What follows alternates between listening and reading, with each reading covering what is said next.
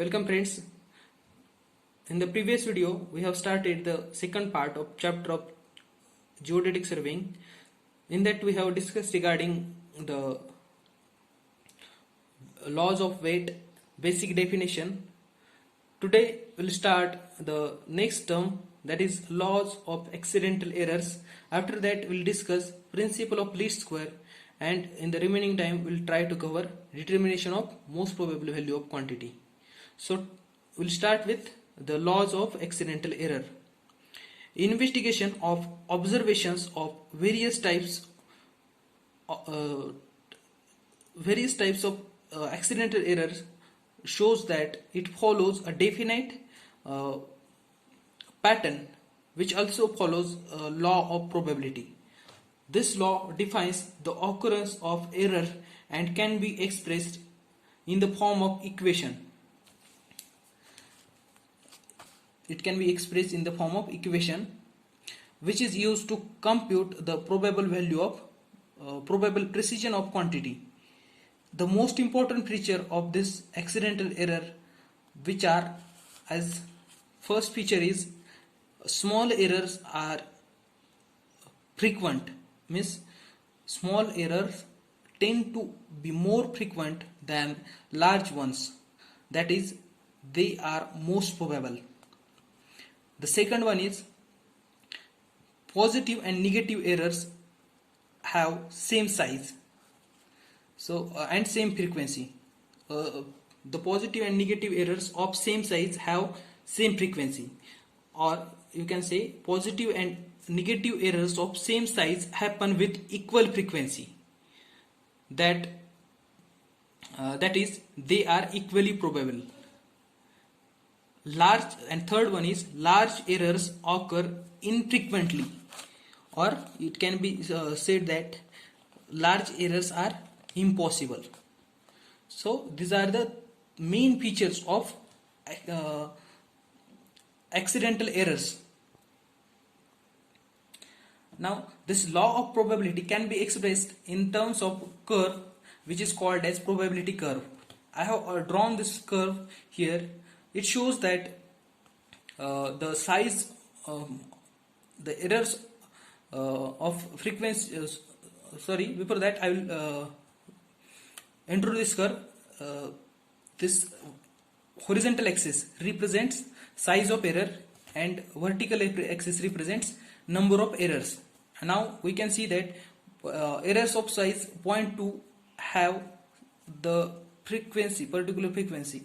Suppose these errors are having this frequency, then we can see that errors of minus 0.2 also have same frequency. Here we can check that they both have same frequency and same size. It means that as per our second feature, positive and negative errors of same size have same frequency. The first feature tells us that smaller errors are frequent. You can see that the errors which are near to zero line or 0 point, which are having maximum frequency or more frequency as compared to the errors of this bigger size error.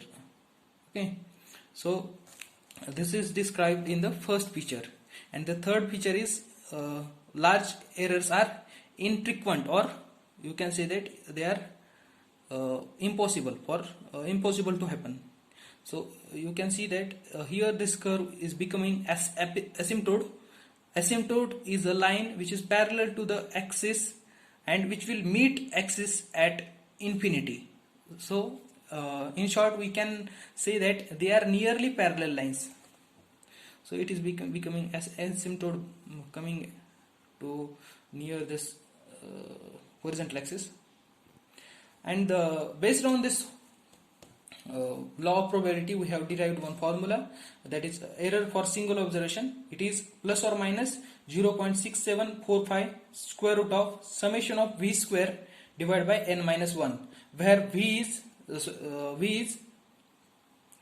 first of all I will tell you the ES is probable error of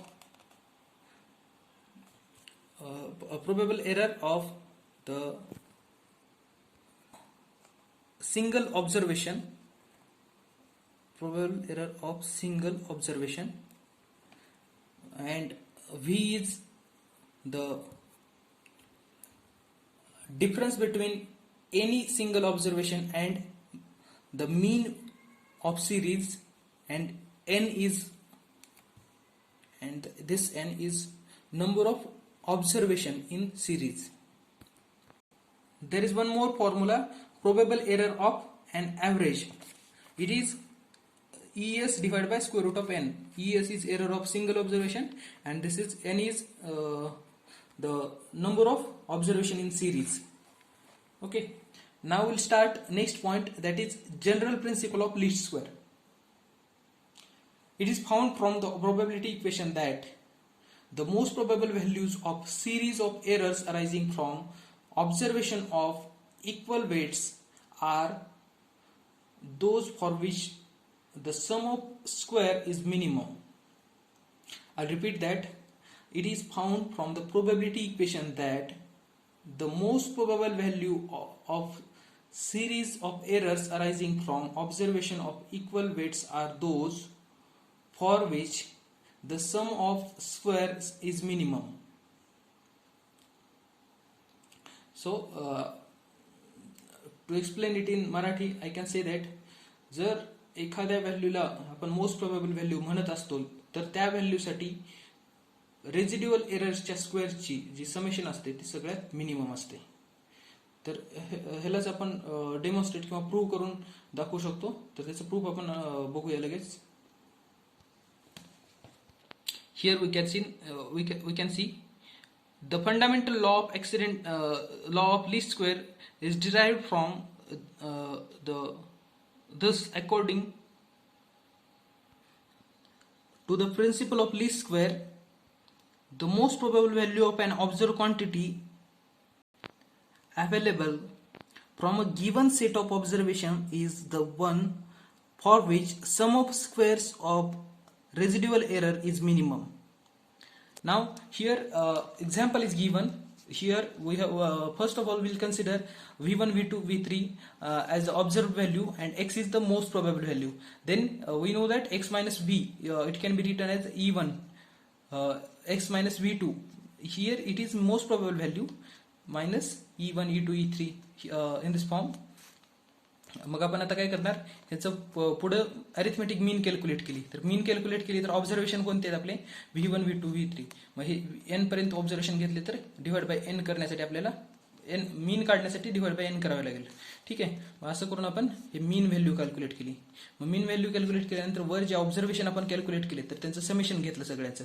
तर हे सगळे number of x किती असतील, n x असतील, म्हणून इथं nx, कारण हे इक्वेशन n इक्वेशन आहे तिथे. ठीक आहे, मग सेकंड इथं समेशन ऑफ व्ही, हे समेशन ऑफ व्ही इथे, आणि इकडं समेशन ऑफ ई येईल equal to summation of E. मग एक्स इक्वल टू आपण इक्वेशन लिहून घेतलं. पण आता ह्या इक्वेशन मध्ये बघा, जेव्हा ई ची व्हॅल्यू ही खूप छोटी असेल, समजा फॉर एक्झाम्पल ई ची व्हॅल्यू 1 असेल, आणि जर समजा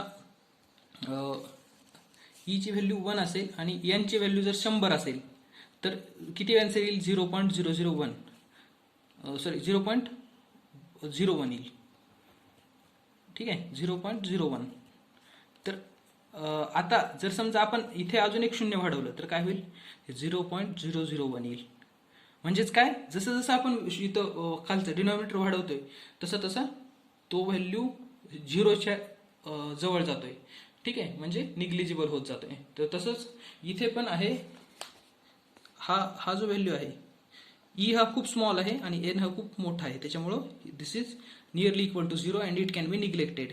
तर मग X equal to summation of V by N हे इतकं आलं. पण आपल्याला माहिती की summation of V by N म्हणजेच काय, एम. म्हणून मग आपण काय लिहू शकतो, X is equal to M, कारण हे जो पोर्शन आहे, हा जो पुढचा पोर्शन आहे तो आपण निग्लिजिबल म्हणून निग्लेक्ट करणार आहेत. म्हणजे मग इथं आपण लिहिलं X is equal to M. मग त्याच्यानंतर आपण काय करतोय, दुसरं म्हणजे तोच इक्वेशन आपण आता कसं लिहिणार बघा, R1, R2 आणि R3 अप टू Rn हे आपण एरर्स कॅल्क्युलेट केलेत. कसं, मीन मायनस ऑब्झर्व्ड व्हॅल्यू. म्हणजे मग आता ह्याला आपण कोणत्या एरर म्हणतो? रेसिड्युअल एरर म्हणतो, कारण आपण रेसिड्युअल एररची डेफिनेशन बघितलेली आहे ऑलरेडी ह्याच्या आधी. तर एम मायनस V1 म्हणजे R1, एम मायनस V2 म्हणजे R2, असंच RN पर्यंत दिलं. मग ह्यालाच पुन्हा पासून सिम्प्लिफाईड फॉर्ममध्ये आधी आपण जसं केलं होतं, हे टोटल n इक्वेशन आहेत म्हणून n इतके m झाले, म्हणून इथे NM मायनस समेशन ऑफ, हे समेशन ऑफ V येईल आणि इकडे समेशन ऑफ R येईल. ठीक आहे, मग m इक्वल टू इक्वेशन लिहून घेतलं.